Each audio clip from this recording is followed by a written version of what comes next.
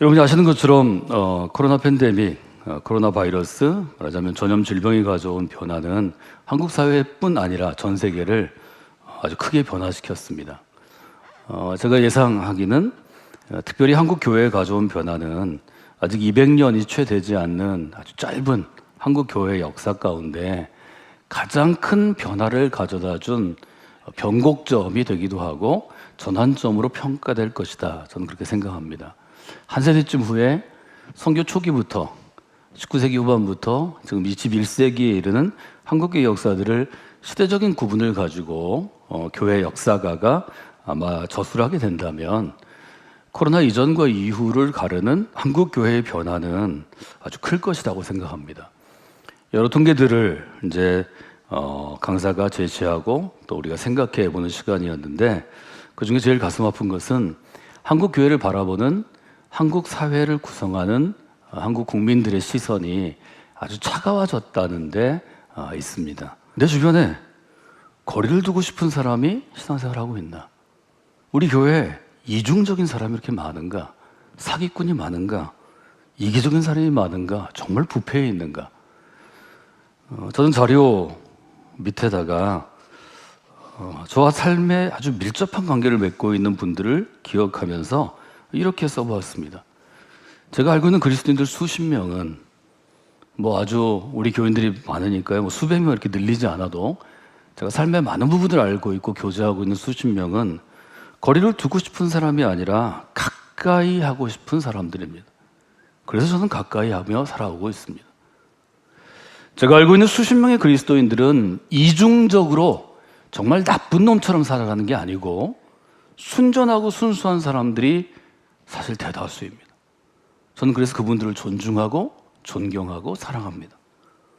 제 주변에 있는 수많은 그리스도인들은 사기꾼 같은 사람이 아니라 남에게 피해를 주지 않고 교회나 사회나 지금 살고 있는 국가나 온 세계에 유익함을 주기 위해서 몸부림치며 살아가는 정직한 사람들이 모두입니다. 이기적이고 배타적인 사람이 아니고 다른 이들을 위해서는 자기를 찢어 자기의 것을 내어주는 이타적인 사람들입니다. 부패한 사람이 아니라 깨끗하게 살기 위해서 정말 다른 사람이 볼 때는 바르고 올바르게 사는데도 자기를 철저하게 검증해서 살아가는 정말 계시록에 있는 것처럼 흰 옷을 입은 사람들이 대다수입니다. 교회를 바라보는 한국 사회의 시선 혹은 그리스도인을 바라보는 한국 사회의 시선, 그게 정부가 됐든 방송이나 미디어가 됐든 요즘에 새로운 미디어로 떠오르는 유튜브와 같은 어떤 SNS상에 하여튼 검증되지 않은 여러 설이 됐든 이게 쉽게 바꾸어지지는 않을 것입니다. 코로나 이후에 우리가 신앙생활을 해가면서 이런 차갑고 비판적이고 부정적인 시선, 우리가 본래 알고 있는, 물론 교회에 이런 사람이 없다는 것은 아닙니다. 그러나 그것은 대다수가 아닙니다. 소수의 이런 사람들을 물론 교회가 보듬어 안고 있기도 하고 앞으로 더 좋은 사람이 될 것을 기대하기도 합니다. 우리가 해야 할 일을 매일매일 묵묵히 해나가는 것이 쉽지 않겠다 하는 생각을 해보게 됩니다. 그래서 저는 이번 여름의 주제를 다시 시작합니다라고 정하고 우리의 어린 아이들과 청소년과 청년들 또 부모된 우리 모두가 신앙으로 다시 시작하는 것이 어떤 의미인지를 돌아보는 그런 시간을 좀 가지면 좋을 것 같습니다. 골로새서 우리가 지금 2장을 읽었는데요. 골로새서는 바울의 이름으로 내려오는 바울 1서신, 로마서나 갈라디아서 같은 1서신, 혹은 에베소나 빌립보서, 골로새서, 또 디모데 전후서와 같은 좀 후기에 저술된 2서신 중에도 조금 독특한 서신입니다. 골로새 2장 우리가 6절에 보면 6절은 이렇게 시작합니다. 그러므로 너희가 그리스도 예수를 주로 받았으니 그 안에서 행하되. 6절에서는 두 단어가 중요합니다. 첫째는 받다라는 단어입니다. 너희가 그리스도 예수를 주로 받았으니, 이때 받다, 받아들이다 하는 단어는 과거형으로 쓰여 있는데 그 의미는 내 마음으로 받아들인 것을 의미합니다. 말하자면 동의하는 마음으로, 또 기꺼이 동의해서 받아들입니다. 제가 앞에 그 통계치를 인용해 드렸는데 저는 그 통계를 받아들일 수 없습니다. 제 주변에는 그런 그리스도인이 거의 없기 때문입니다. 물론 간혹가다 그런 사람은 있지만 100명 중에 1명이고 제가 아는 모든 그리스도인들은 그런 사람들이 아닙니다. 이것은 받아들이지 않는 것입니다.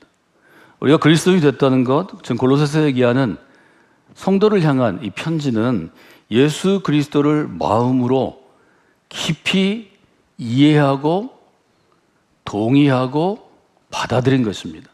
그래서 우리는 한자어로 영접한다 이렇게 표현을 씁니다. 그리스도를 주님으로 받아들였기 때문에 그리스도인이 된 것입니다.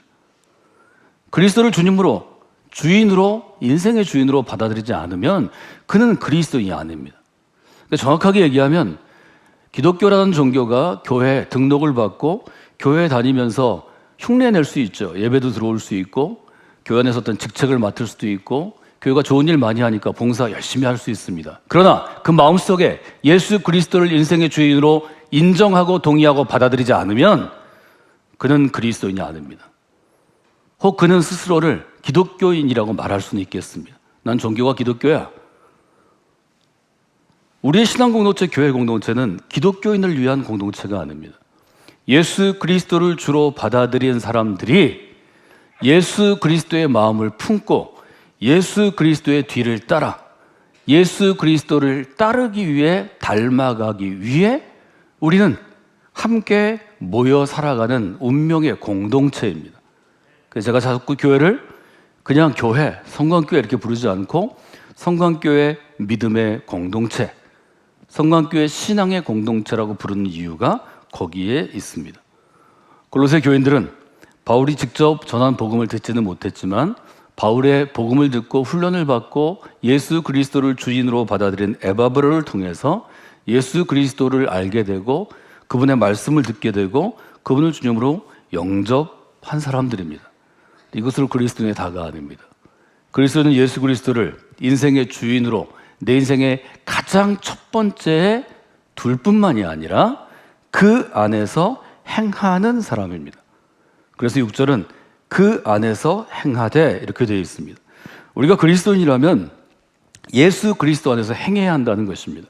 이때 행하다라는 헬라어에는 몇 가지 뜻이 있는데 첫째는 걷다라는 말입니다. 그리스도와 함께 걷는 것입니다. 두 번째는 나아가다라는 말입니다. 나아가는 것은 앞으로 나아가는 것입니다. 전진하는 것입니다. 앞으로 접근해 나가는 것입니다. 그리스도를 향하여, 그리스도의 세운 표대를 향하여 나아가는 것이 그리스도입니다. 살다라는 표현입니다. 그리스도와 함께 사는 것입니다. 아버지께서 내 안에 내가 아버지 안에 있는 것과 같다고 요한복음을 통해 말씀해 주셨는데 우리는 그리스도 안에서, 그리스도는 내 안에서 함께 살아가는 것입니다. 우리 이것을 성령의 내주하심이라고 표현합니다. 우리 안에 거하신다는 것입니다. 행하다는 것은 처신하는 것입니다. 그리스도인처럼 처신하는 것입니다. 처신하는 건 뭘 얘기하나요? 나의 생각과 말과 행동과 우리의 삶이 그리스도와 똑같이 하도록 노력하는 것입니다. 그리스도와 함께 걷고 그리스도의 표대를 향해 나아가고 그리스도와 함께 살고 처신하지 아니하는 자는 그리스도인이 아닙니다. 이 점을 분명히 해야 합니다. 혹 한국 사회가 기자들이 혹은 정부의 어떤 관계자들이 아니 정확하기 위해서 한국 사회를 형성했던 80년대 90년대 운동권들이 한국교회나 그리스도인을 적대시한다면 그는 그리스도인이 아니라 기독교라는 종교에 뿌리를 두거나 몸을 두고 있는 껍데기를 만났을 가능성이 많지 않을까요? 저는 반드시 이 점을 구분해야 한다고 생각합니다. 누군가 진지하게 물어본다면 구분해서 말할 수 있어야 합니다. 설득할 수 있어야 합니다. 주장할 수 있어야 합니다. 받아들이고 받아들이지 않는 것은 듣는 사람의 마음이지만 그러나 우리의 마음과 우리의 정체, 우리가 갖고 있는 삶의 실체에 대해서는 분명한 자기 목소리로 말할 수 있을 때 그때 하나님이 일하십니다. 전 여러분이 그런 지성적인 그리스도인이 되기를 원합니다. 그냥 믿어, 하는 대로 해. 이런 믿음은 지금과 같은 시대적인 위기와 지금과 같은 시대적인 공격, 영적인 공격에서 절대로 우리를 붙잡아 주지 못합니다.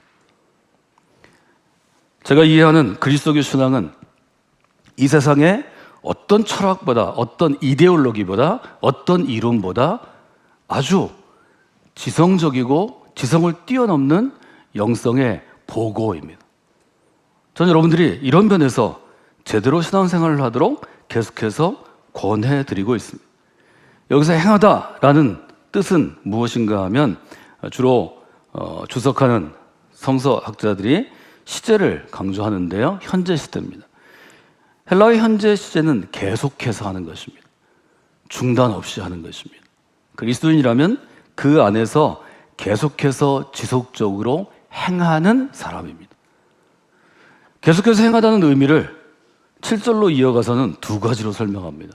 7절에 처음 이렇게 시작하죠. 그 안에 뿌리를 박으며 그 안에 세움을 받아. 이 두 단어를 여러분들이 기억하시면 좋겠습니다. 예수 그리스도를 주님으로 큐리오스로 받아들이고 그 안에서 행하는 사람은 두 가지가 인생 가운데 체험이 돼야 합니다.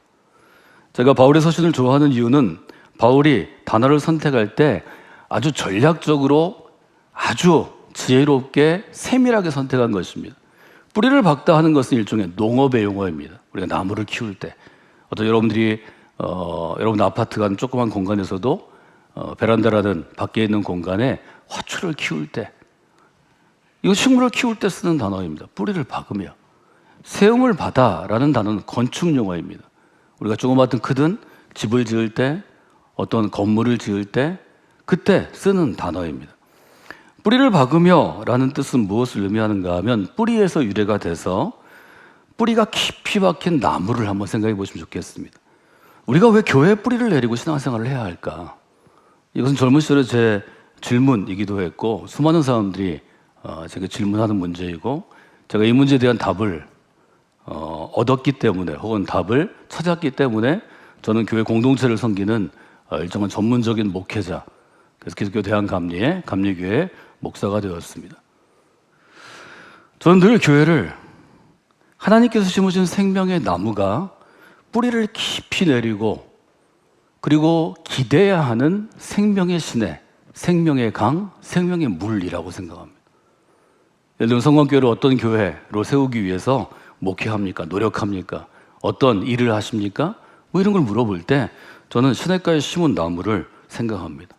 우리 교회 어린아이로부터 어른에 이르는 수천 그루의 시냇가에 심은 나무가 성광교회라는 생명의 강, 생명의 호수, 생명의 시내 옆에서 뿌리를 깊이 내리는 것입니다. 시편 1편은 이렇게 시작합니다. 복 있는 사람은 악인들의 꾀를 따라가지 않습니다. 꾀를 따르는 것은 그들의 생각과 보조를 맞추는 것입니다. 죄인들의 길에 서지도 않습니다. 죄인들이 걸어가는 길을 따라서 똑같이 나쁜 짓 하지 않습니다. 오만한 자의 자리에 앉지 않습니다. 이것은 식탁에 앉아 교제하는 것입니다. 같이 밥 먹는 것입니다. 같이 잠자는 것입니다. 그들의 그룹에 끼지 않는다는 것입니다. 복 있는 사람은 여호와의 율법을 즐거워하는 사람입니다. 하나님께서 하고자 하시는 일을 즐거워하는 사람입니다.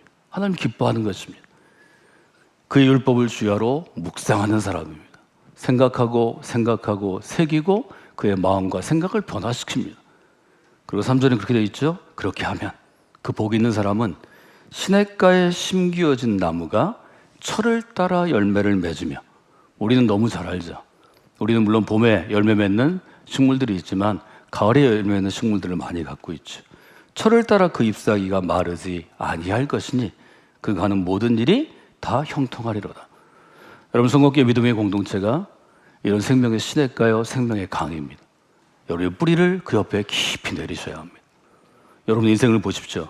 여러분 철을 따라 열매 맺고 있습니까? 여러분 철을 따라 정말 푸르른 잎사귀가 다른 모든 사람을 시원케 하고 있습니까? 여러분을 보호합니까?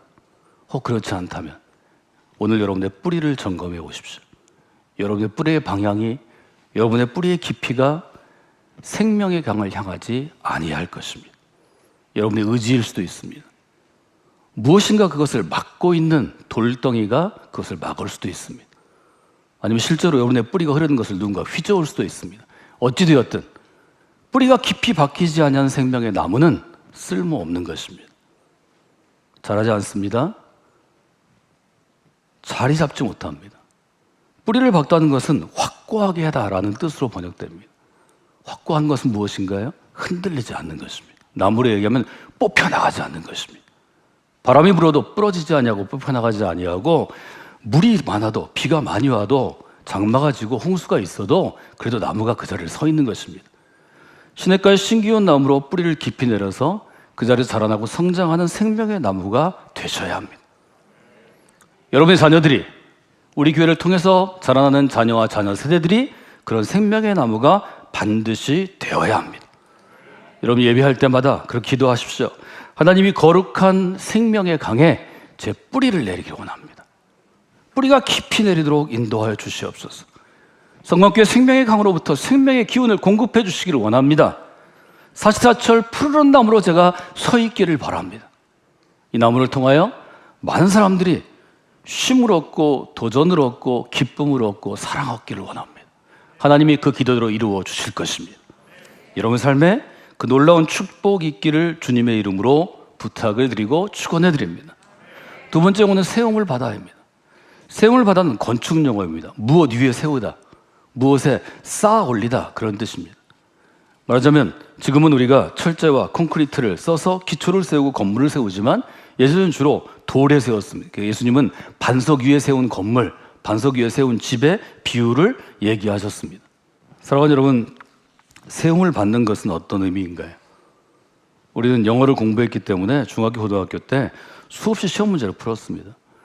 한국 사람들이 제일 어려워하는 문제가 동사에서 태 문제입니다. 우리는 엄밀히 얘기하면 수동태가 없기 때문에 영어의 능동태와 수동태를 전환하는 것에 익숙치 않습니다. 여기 쓰여있는 세움을 받아는 수동태로 쓰여 있습니다. 수동태는 뭘 의미하나요? 세움을 받는 것이지 내가 세우는 게 아니라는 것입니다. 즉 세움을 받는다는 얘기는 누군가에 의해서, 영어로는 by 무엇이죠, 무엇에 의해서 세워지는 것입니다. 그렇기 때문에 우리가 한 사람의 그리스도인으로 한 교회 공동체로 세워지는 것은 내가 세우는 게 아닙니다. 설계자가, 건축가가, 일하는 일꾼이 세우는 게 아닙니다. 성경은 아주 분명하게 우리가 생명의 나무를 이루기 위해서는, 생명의 나무가 모인 교회 같은 생명의 숲을 이루기 위해서는 세우시는 분이 하나님이시라고 고백합니다.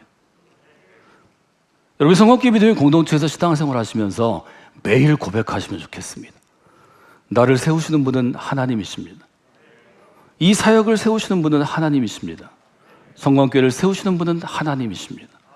이 고백이 여러분을 자유케 할 것입니다.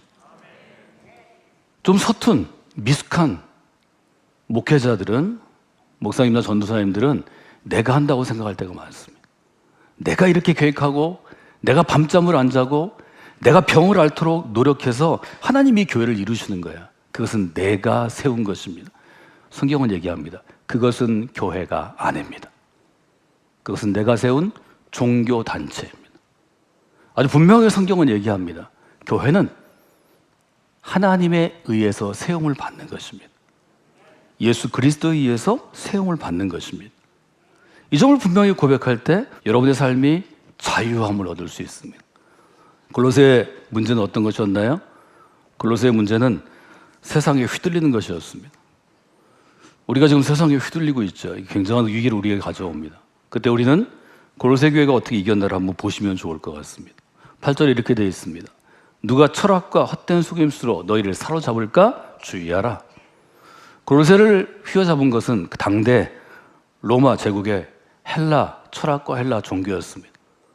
헬라 철학과 헬라 종교가 지금 21세기 과학 기술이, 엄밀히 얘기하면 코로나 때 우리 백신 때문에 여러 가지 논란이 많았는데요. 이 백신이 과학 기술이죠. 골로새서에서 그리스도의 복음의 진리를 훼손했던 것은 헬라 철학과 헬라 종교입니다. 한두 가지가 아니고요. 조경철 박사 같은 경우는 14가지라고 표현하는데 대표적인 게 영지주의입니다. 영지주의는 주 110년부터 170년에 180년 바울의 2세대 제자들이 있던 두 번째 초기 교회를 아주 힘들게 했던 이단입니다. 영지주의는 예수님을 부인하지 않습니다. 예수님을 주인이라고 고백합니다. 그러나 믿음으로 구원을 받는 것이 아니라 예수 그리스도를 아는 특별한 지식, 그노시스를 통해서 구원받는다고 가르쳤습니다. 그래서 예수님은 마치 그림자처럼 오신 인간이 아닌 육신을 입은 그러한 온전한 사람이 아니라고 가르치기 시작했습니다. 여기 초기의 교회를 엄청나게 흔들었고 바울의 사후에 바울의 두 번째 제자단, 세컨 제너레이션 제자들이 이 문제를 가지고 피를 흘리며 싸웠습니다. 그래서 지금의 우리가 로마서와 갈라디아서에 기반한 기독교 교리를 갖게 되었습니다. 골로새는 분명하게 얘기합니다. 그 당시 로마를 움직이던 가장 권위 있는 헬라 철학, 지금 우리를 움직이는 우리는 이게 과학적인 대답입니다. 그러면 우리는 숙일 수밖에 없죠. 그 헬라 철학을 향해서 얘기합니다. 그것은 헛된 속임수입니다. 그것은 사람의 전통입니다. 그건 세상의 초등학문입니다. 8절 후반절에 이렇게 되어 있죠. 이것은 사람의 전통과 세상의 초등학문을 따르며 그리스도를 따름이 아니라 얘기합니다. 여러분, 결국 우리의 신앙은, 우리의 교회 공동체는 모일 때마다, 매주일 하나님께 예배할 때마다 우리에게 이렇게 도전합니다. 우리 인생은 어떤 눈으로, 어떤 관점으로 보냐에 따라서 달라집니다. 3월 첫째 주에 올해 사순절을 시작하면서 저는 한 지성인이 예수님을 받아들이는 과정을 비교적 5페이지에 걸쳐서 상세하게 읽어드리고 설명해드리고 또 해석해드렸습니다. 고 이어령 교수는 자기의 세례받음이 동아일보에 발표된 이후에 그 아침에 여러 생각이 있었지만 결국 무릎을 꿇고 그날 아침 기도합니다. 나보다 앞질러서 내가 이제 그리스도의 길을 걸기로 열어주신, 그 문을 여신 하나님께 이렇게 기도합니다. 하나님, 이제는 거짓말하지 않고 저 자신만이라도 설득할 수 있는 믿음을 좀 주시기를 원합니다. 수동태입니다. 내가 찾아가겠습니다가 하나님이 좀 주셔야겠습니다. 믿음은 물론 제가 해야 되는 일이고 구하는 것도 제가 해야 되는 것은 알지만 두드리지 않아도 문을 열어주시기 원합니다. 지성인들은 두드려야 문이 열린다고 분명히 얘기합니다. 이게 과학적인 실험과 관찰의 결과입니다. 구하지 않고 도망쳐도 길을 막으셔서 저에게 영성의 길을 열어주시옵소서. 사랑하는 여러분, 시대가 교회를 거절할 수 있습니다. 지금 우리처럼 지금의 대학사회, 지금의 병원의 시스템, 지금의 정치의 시스템, 자유민주주의를 향한 여러 가지 일들, 기업을 발전시켜서 이처럼 우리가 잘 먹고 잘 살게 된 것에 교회와 교회에서 길러낸 인재들이 엄청난 공헌을 해도 한국 사회가 교회를 버릴 수 있습니다. 그것은 우리에게 정해진 길입니다. 예수님 분명히 얘기하셨습니다. 네가 아무리 선한 일을 하고 아무리 좋게 대해도 세상이 널 미워할 것이다. 제자들에 대한 마지막 경고였습니다. 그 이유는 너희가 세상에 속한 사람이 아니고 내게 속한 사람, 예수 그리스도에게 속한 사람이기 때문이다. 이것은 우리에게 피할 수 없는 길입니다. 그 피할 수 없는 길 가운데 우리를 살릴 수 있는 것은 세상이 보는 눈으로 교회를 보는 것이 아닙니다. 세상이 보는 눈으로 그리스도를 보는 게 아닙니다. 세상이 보는 눈으로 나 자신을 이해하는 게 아닙니다. 예수 그리스도의 눈으로 나 자신을 이해해야 합니다. 예수 그리스도의 눈으로 교회 공동체를 바라볼 수 있어야 합니다. 예수 그리스도의 눈으로 세상을 바라볼 수 있어야 합니다. 그것을 처음 믿는 이분은 하나님 저에게 영성의 길을 열어주셔서 이렇게 기도한 것입니다. 정확하게 얘기하면 영성의 길보다는 믿음의 길을 열어달라고 기도하는 것이 더 맞는 말일 것입니다. 여러분, 이 여름에 우리가 우리의 자녀들을 믿음으로 양육하기 위해서 영적으로 도전하고 영적으로 이 치열한 영적인 싸움 가운데 나아가면서 우리가 모일 때마다 하나님 제게 믿음의 길을 열어주소서, 우리에게 믿음의 길을 열어주소서, 자녀들과 자녀 세대에 믿음의 길을 열어주소서라고 분명하게 결단하고 기도하는 분들이 되시기를 원합니다. 그때 우리는 다시 시작할 수 있습니다. 성경의 메시지는 복음은 7번 넘어져도 다시 일어나라고 우리를 세우시는 하나님의 그 은총의 손길 가운데 있습니다. 우리가 다시 시작할 때 이전에 걸었던 믿음의 길보다 더 귀하고 복되고 능력 있는 믿음의 길을 걸어가리라고 저는 확신합니다.